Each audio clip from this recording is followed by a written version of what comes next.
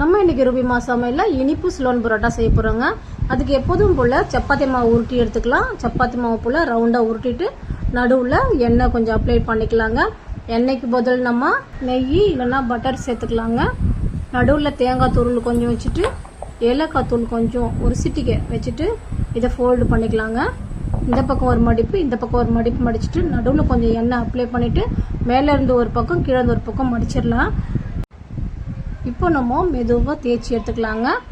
எந்த காரணத்தை கொண்டும் கீழ்ப்பகுதி எடுத்து மேலே வச்சு தேய்க்கக்கூடாது. நம்ம மடித்தோம்ல அது மேலேயே மெதுவாக தேய்ச்சி எடுக்கணும். அப்போ தான் அழகாக ஸ்டஃபிங்லாம் வெளியில் வராமல் வரும். இப்போ நம்ம சூடான தோசைக்கல்ல இதை போட்டு லைட்டாக எண்ணெயை ஊற்றிட்டு ரெண்டு பக்கமும் திருப்பி போட்டு எடுத்துக்கலாங்க. சூப்பரான சுவையான ஸ்லோன் பரோட்டா நம்மளுக்கு ரெடி. அடம் பிடிக்கிற குழந்தைங்க கூட ரொம்ப அழகாக சாப்பிடுவாங்க, இனிமையாக சாப்பிடுவாங்க. இன்னைக்கே ட்ரை பண்ணி பாருங்க. Happy cooking.